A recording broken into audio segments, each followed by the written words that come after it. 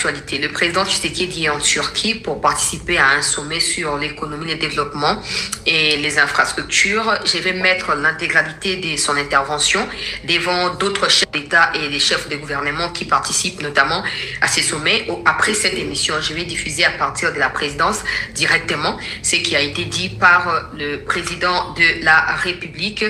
Et on parlera dans cette première partie d'actualité d'abord de l'arrestation par la maison militaire qui continue d'effectuer un travail immense face aux traîtres, face à l'infiltration. Un député de notre pays, on va dire comme ça, il est connu parce qu'il est député congolais, mais en réalité c'est un citoyen rwandais. Il était sur le point de rallier Kigali, ensuite Goma, pour aller afficher officiellement sa présence aux côtés de ces terroristes-là. Alors, quand la maison militaire a été saisie même du dossier, la maison militaire s'en est chargée et a dépêché une équipe d'experts au Congo-Brazza où les rumeurs autour de la traversée du député étaient répandues. Et la maison militaire a réussi à mettre la main sur lui. Je vous fais le point dans cette session d'actualité avec le nom même de ces députés et son passeport rwandais. Parce que quand il a été arrêté, il a dit « Vous ne pouvez pas m'arrêter, je suis rwandais, je ne suis pas congolais, laissez-moi tranquille ». Pendant que je parle là, il est entre les mains des services compétents. Bref, je vous fais le point de tout ça dans cette session d'actualité. On va aussi parler de Donald Trump, le président américain, qui vient d'annoncer des nouveaux examens en ce qui concerne Paul Kagame particulièrement. Vous savez que la journaliste Ariana Veras, qui est accréditée à la Maison Blanche, effectue un travail aussi remarquable que possible avec des questions aussi pertinentes. Elle a posé la question hier soir à Donald Trump que voilà, tu as demandé les retraits des troupes rwandaises, tu as même imposé des sanctions. Ben, récemment, dans une interview, Kagame a déclaré qu'il ne va pas retirer ses troupes parce que vous laissez Tshisekedi faire ce qu'il veut. Et la réponse du président américain est à suivre dans cette session d'actualité. Bienvenue. On va aussi prendre la carte blanche même de Steve Bikaï qu'on a promis hier. On n'a pas pu les faire à cause du temps ou du contretemps. On va les faire aujourd'hui. Bienvenue à tous, peuple congolais. Merci de vous abonner massivement, de continuer à liker, à partager. Les combats se poursuivent. Faut pas croire que c'est terminé. Faut pas croire non plus qu'il y a une pause. Nous sommes tués chez nous, nous sommes massacrés chez nous. Avant d'espérer un soutien extérieur de la part de qui que ce soit, nous devons nous assurer que nous sommes à la page par rapport aux défis, notamment de la protection et de la défense de notre pays. C'est comme ça que nous vous appelons toujours à des mobilisations. Soyez debout, ce n'est pas encore terminé, ça ne fait que commencer. Alors, rapidement, Tobanda, na arrestation, il y a député au Yobande Balandi Makambo ya Somo, na kati ya Congo, Brazza, kuna. Ah, maison militaire, vraiment, au sa mosala, général Nabiso Malou, au sa mosala papa, Longonya. Oh, biso bato yaka ko dénoncer to lingande ya Rwanda. To lingaka keta to beli likambo ke ba mikonzi bota la likambo infiltration. Neti boy to beli ba musu to yebite bino mo bo sa misana bino po eza devoir na bino. Donc clairement bo sa mosala bino na ndenge ya malamu pourquoi to ya ko critiquer bino. To ya nde pona ko saluer pona ko koloba na bino ke bo ko bandenge wana. Ojomo. Batu ba ngas na lobaki wa. Baza ebele. Ce total que Kabila rejoindre M23, ça veut dire que 18 ans, il y a gestion, il y a Kabila qui pour infiltrer biso, pour détruire biso en interne. Et surtout, pour pesa ba poste ya mine n'est pas na Rwandais. Comme ça, les logo comme ko zo mbongo ya l'état ba kena ngo ba transformer contre l'état pour combattre biso na mbongo ya biso moko. Comme on a que général Malou a bandi Mossa na ye na ba résultats on ne peut que saluer. Moi, j'ai dit toujours ici, mais quand tu es soki bosa nzamba za lokumu, soki bosa nzamba za lokumu, bosa ba témoin. Tango ba ça les photos à peine à reconnaissance, à koloba que oui, ba salipe. C'est ça, c'est comme ça que ça doit fonctionner. Ces fameux députés ici, ils ont fait ça comme on a eu. Bakangie na maya kuna na Brazzaville. D'abord, il faut na bête à l'issoni makamboleki. Depuis quelques mois, maison militaire a travaillé sur la piste et a député. On a monté baza et belé mosuna ko lobate ba ya oki mapam. A travaillé sur piste wana. Député a soupçonné à ko tinda ka o ya caution donc o tinda ya contribution et pas na ba rwandais banda chute ya Goma. Na ba poste na ba statut na ba nini na ba discussion kati ya bato ya politique, on sent qu'il a une posture en faveur de l'agresseur. On sent qu'il minimise le massacre par le Rwanda des citoyens congolais au Congo. Nous sommes le seul pays au monde où les prêtres mais si kama longola ba soutien baleta ba pantalon ba tout ça la politique on va faire soutien pour ça la politique. Nous sommes les seuls pays au monde où un évêque peut faire face au gouvernement d'un pays. Bande ko soki botali bien na ba régime nyo c'est le cas. L'église catholique ezalaki na moi recul mo boy. Mais on ne sait pas qu'est-ce que le chef de l'État Félix Tshisekedi Tshilombo a fait à l'église catholique. Batikala ko limite ata mukeni. Abseni tout et pas bino, il vous donne tout. Les papas ici, monseigneur Soso qui abe Soso qui nani. Among. Lorsqu'il y a autour de nomination, le chef de l'État a remettre Égypte à Sika. N'est-ce pas des partis? Nous sommes insuffisants. L'Église catholique est pas côté mais le chef de l'État. Balasima, on a le qui lui donne une déclaration, il y a monseigneur Choli. Maintenant, les ceux qui ont l'année interview, on a collaboré dans M23. Monseigneur Chole a ouangana a lobby et les intelligence artificielle. C'est que ceux qui M23, ceux qui rendent à Zoboma, ils se plaît, tous Zoboma. Na senga na Monseigneur Chole, na yebisaï. Bibisi fait une image moko. Bisika oyo, Congo a continué à faire Rwanda Zoboma ba Rwandais. On sait que bisika matanga ba na Rwanda que non, c'est la RDC qui a tué au Rwanda. Tu es là vidéo sur le matin. So qui ne peut pas tomber dans une sorte de vidéo moko oyo bisika oyo moni matanga za na kati ya Rwanda ba lobi que c'est le Congo qui a tué. Comme c'est la bonne c'est la image wana. Église catholique et le une mission dans l'église au milieu du village et comment elle est ça une politique. Elle est politique c'est en soutenant les chefs de l'État. Toujours j'ai beaucoup de respect envers l'église catholique parce que j'ai grandi au sein de l'église catholique. Tous mes enseignements de base n'ont passé dans le cadre de l'école catholique. Mais ce qui se passe aujourd'hui, ce n'est pas ça. Ce n'est pas ça. Napouraza, Nangola. Et l'église catholique, c'est la vie. Pourquoi seulement ici au Congo? Tous les prêtres, monseigneur, ceux qui moquent, ceux qui n'ont si vous avez besoin de faire la politique, boya, tout ça la politique ensemble. Boya, tout ça la politique ensemble. Tout ça la politique ensemble. Bon, on la soutient, boya, tout ça la fidèle, boya, tout ça la politique. Parce qu'on a besoin de comprendre. Une église qui soutient le Rwanda, Chol n'a pas courage. Donc, les catholiques n'ont pas cinco. N'a pas courage. Et à côté, les mapons non. Voilà, si le roi n'a fait ça. Peut-être qu'on condamne le roi d'attacher au mon côté. C'est comme si le roi n'a pas sexe pour moi, ceux qui m'ont lobby à boire, on a les réseaux sociaux. Nous ne pouvons pas continuer comme ça. L'église catholique combat chaque jour l'action du chef de l'État. Parce qu'on combat le gouvernement chaque jour. Tout ce que l'armée fait, tout ce que l'État congolais fait, l'église catholique va se nier en nous.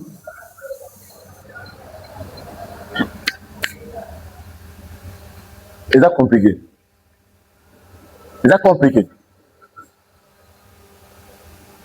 Vous comptez à où tu causes un ministre. Oui. Nous sommes un État laïque. On est un pays laïque. Nous sommes monter.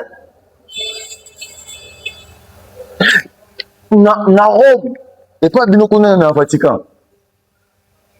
N'est-ce pas? Et ça, et un abinomo cosa, et la sainte. Na Italie, qu'on a battu la bino. Bonsoir, est-ce que mon abinomo ko bofan non? Si tu veux l'église catholique, dans le Vatican, il y a siège l'église catholique. Il n'y a pas de musulmans. Mais si aujourd'hui au Congo, on veut aussi reconnaître aussi notre ressource, mais on va se référer à l'église kimbanguiste. Surtout que cette église kimbanguiste, comme a fait le Saint-Esprit, pour quelle raison catholique vous avez dit ça? Comme a fait le Saint-Esprit, pour quelle raison? Pour quelle raison? Pour quelle motivation d'abord? Vous combattre la vision de Mboka. Tout ce que les chefs de l'État fait, pour l'église catholique, ils ont toujours madé. Ils ont toujours madé. À un moment où tellement vous faites ça, un discours à l'Okota, vous quittez Rwanda, vous quittez Goma. Tout ce que vous pensez, votre mission, il y a le mode opératoire, on les connaît très bien. Vous connaissez que c'est Yakoufa, non? Aza. C'est compliqué. Batika ko désinformer binoté. Si l'église humaniste peut pas ça va férié, elle est avril, c'est avec raison. Il faut reconnaître Bitumba parce que c'est celui qui ça émis. Celui qui veut combattre ici au Congo. Si on veut rentrer dans l'histoire en Bourg-Nanabiso, est-ce qu'on peut citer un prêtre catholique? Malheureusement, le cas où on a des élections, on a CENI.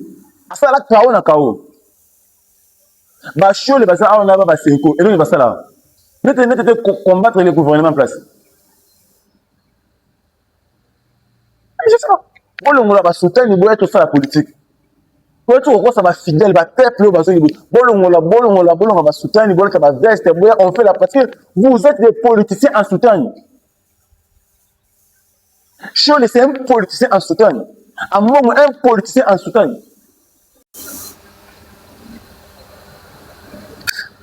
C'est compliqué. Il a passé. Si on a donné la journée à 6 avril comme férié, c'est en reconnaîtrant aussi le pouvoir, la force des Simon qui manque. Qui même s'est opposé aux Belges. Notre histoire, mais on doit reconnaître, le gouvernement doit être en place, système éducatif, pour reconnaître la force de Bissau. Non, origine de Bissau, on vient d'où? Nous, il faut tout reconnaître facilement qui manque. Qui manque, on s'est libellé.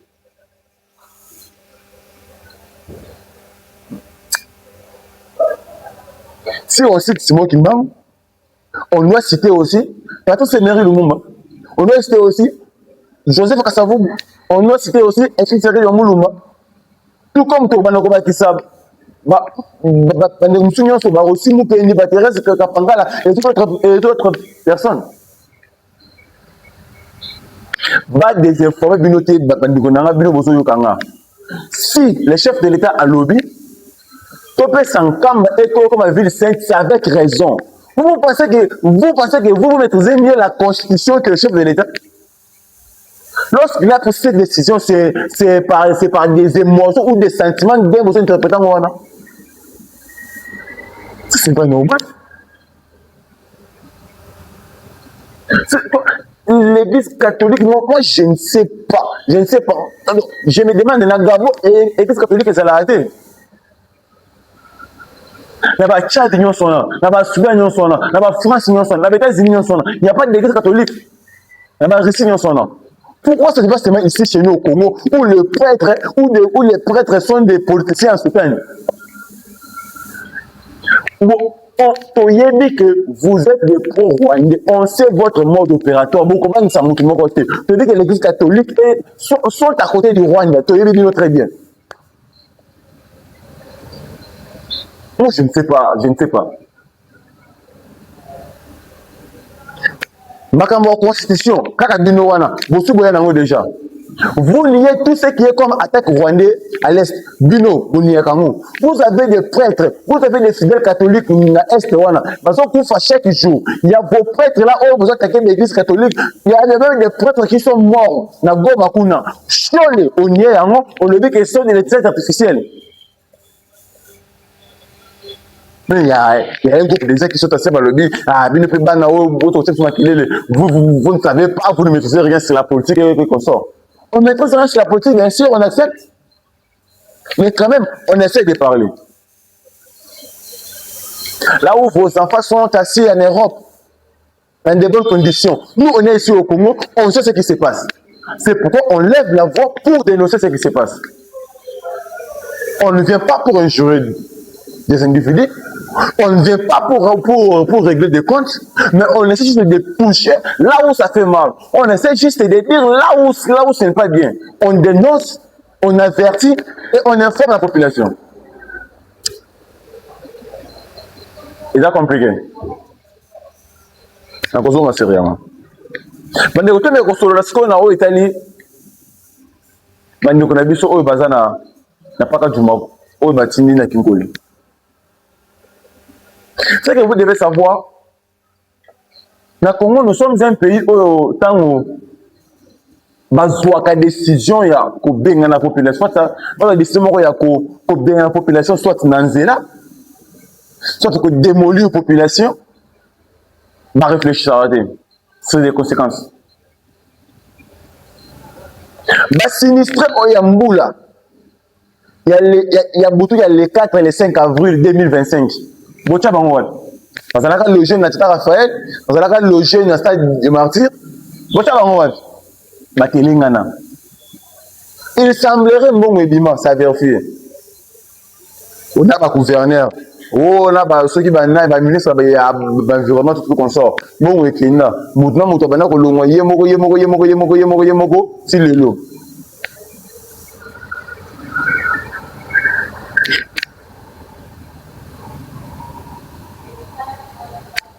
Ils passé. Le lot aussi va ndeko parce que fanda na rail pas du oui. Et ça danger makasi. Rail, masala moté pour na fanda c'est et ça comme de là au train faut il est là quand même. Mais ces gens là va fanda kuna des années.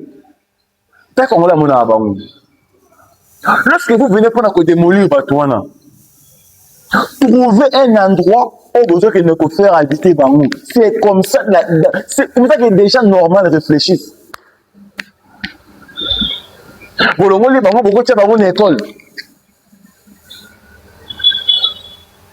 Voilà qu'il faut le faire, et comme une guerre chaque jour. Maintenant, je vous dis la vérité, il y a eu des morts. Et par contre, il y a un lot, la Kinkole. La population de Kinkole, la population où il n'y a pas de jument. C'est chaque jour, ça fait maintenant plus de 5 jours que il y a eu des morts, plusieurs blessés. Si là, il y a le gouvernement provincial, le gouvernement national. Les ministres avaient fait ça ordre quand un capitaine il a fait ADC. Les ministres de l'environnement provincial. Le gouverneur Guy Ibumba. Silence total. Même avec des sentiments côté du gouverneur Ibumba qui est. Surtout que le lobby causé incompétent, ces gens-là, vous combattre. Nous, on ne combat personne. On ne combat personne. Sauf que au Salaka, jamais qui gagne le vie. Na comprendre que jamais pas valeur nanga on a mort. Non. Gouverneur au sali bien na betelio maboko, au sali bien. Au sali mabé na dodo au sali mabé. C'est comme ça. Nous sommes de la nature de Eliezer Tamboué. Madiso. Nous avons comme modèle Eliezer Tamboué. Moi, j'ai comme modèle Eliezer Tamboué. Na boyi tout pour servir le peuple. Je suis nationaliste. Je l'ai rassé. Nous sommes des Ken Tshisekedi. Nous sommes des Félix Tshisekedi Tshilombo. Aboya a siégé comme député national en 2011 avec sa tante pour combattre les politiques et vérité. Moi, je ne suis pas comme vos opposants. Il fait l'opposition, mais en coulisses, il y a beaucoup de pouvoir en place. Moi, je ne suis pas comme eux. Nous, on sait comment garder nos valeurs. Nous, on sait comment se construire. Et les gens tambola toujours yemoko. À quelle heure nous sommes de la lignée là. Nous sommes de cette génération là.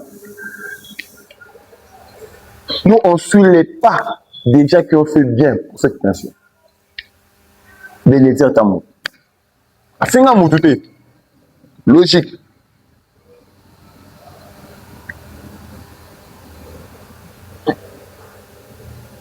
Les gouverneurs aussi font ici battre. Basongo mana battre bandoka nous ba boya bolongo na biso awa baso les papa Fatim tozo kufa awa les gouverneurs au fait dans le bureau au salle climatisée tout en sort ça ne dérange même pas et vous trouvez ça aussi normal j'interpelle nazo belela monsieur le gouverneur Daniel Bumba bande de population au longo na paka juma okenda ko tia na Kinkole bazo kufa chaque jour ba malade baza docteur la Kinkole kuna il souffre bazo lela là-bas ça ne tient pas et simba kuna te que de longo na bande ko fani na Kinkole wana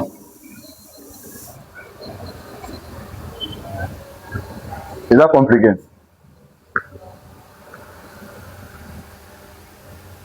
On est tokomela ko sukisa na mwa muke na oyo ezali solo ya to motion oyo honorable l'a dit a lancé contre l'évêque Jacquemain Chabani. Na commenter minute na tout bino kaka ba question bo répondre biso na ba commentaire. C'est l'un des bosso mona Congo na biso ndenge évoluer même sur l'intérieur. Sur le plan sécuritaire, est-ce que le VPM de l'intérieur a assumé vraiment la responsabilité naie? Namandeli. Bino bomoni, de bomona kana ba réseaux sociaux. Pour la bino boza di bana moka, bino boza awa na capitale, bino boza na ba province même na l'intérieur. Dans chaque province oza. Démontrons la sécurité et Salem. Est-ce que le VPM de l'intérieur Jacquemain Chabani a mérité qu'on crée des taux articles?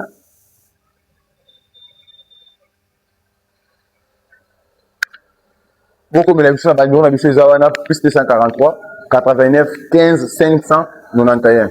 Plus 243, 89, 15, 591.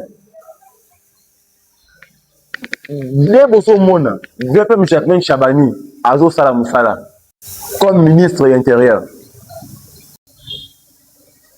Mokonzi à la police, numéro 1 à la police. Denga Sosali Moussala. Par contre, il y a motion ou pétition balancée contre eux envers l'honorable Ladi. À lobby, il faut VPM Akeni, Arabi Saranaya Keni. Bien de moments sur ça, Moussala. Boligné à Salato Akeni. Bon, répondre à l'émission dans les commentaires. Sur le baki, bon s'abonner. Na compte na biso. Bon s'abonner na chaîne na biso.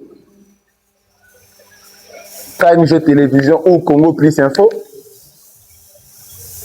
Bon s'abonner, bon liker. Bon répondre à l'émission dans les commentaires.